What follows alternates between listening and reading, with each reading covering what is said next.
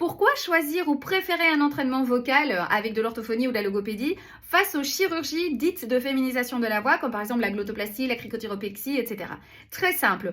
Premier élément de poids, c'est vraiment le manque de garantie de la chirurgie. Donc même en dehors, on va dire, de la propre expérience du chirurgien, de la chirurgienne, de la technique choisie, le manque de garantie est lié à des éléments qu'on ne peut pas contrôler, comme par exemple ta réaction à l'anesthésie, ton degré de cicatrisation, comment vont réagir tes cordes vocales par la suite, les points de suture, est-ce qu'ils vont être bien faits, moins bien faits, est-ce qu'effectivement donc l'espace qui va rester donc pour parler ou pour respirer va être donc suffisant pour avoir une bonne qualité vocale. Ce sont des éléments effectivement qui sont très difficiles à prévoir à l'avance et c'est pour cela que habituellement vous faites signer un consentement en vous disant bah ceci peut arriver après la chirurgie. Effectivement les chirurgiens ont tendance à se laver un petit peu les mains et dire bon bah je ne me mouille pas quant au résultat que vous pouvez obtenir. Effectivement votre voix peut être dysphonique, vous pouvez perdre la voix et extinction vocale totale, ça arrive aussi, totale, partielle. En tout cas des dysphonies c'est très fréquent après ce genre de chirurgie. Donc déjà face à ça, l'entraînement vocal vous offre des garanties quant à votre santé vocale, c'est-à-dire qu'après l'entraînement vocal, votre voix va être saine, vous n'allez nullement perdre votre voix, au contraire vous allez gagner en qualité, gagner en féminité, gagner en contrôle et bien sûr vous allez gagner en personnalisation parce que ça ce serait le deuxième élément. La chirurgie finalement ne s'avance pas dans ce terrain d'émotionnalité ou de personnalité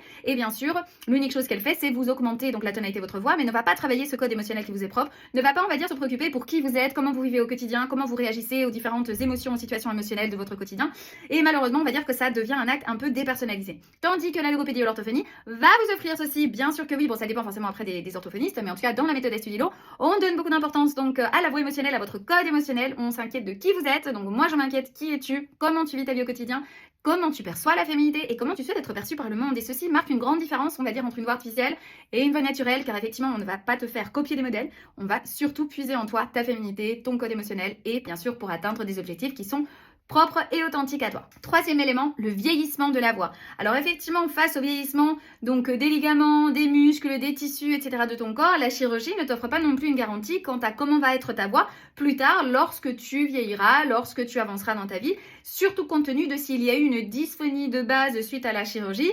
On ne peut pas prévoir comment est-ce que cette voix va vieillir. Il y a beaucoup de personnes qui avancent dans l'âge qui se plaignent justement de problématiques quant à la voix, surtout au niveau du fait qu'elle soit moins audible malheureusement avec le temps.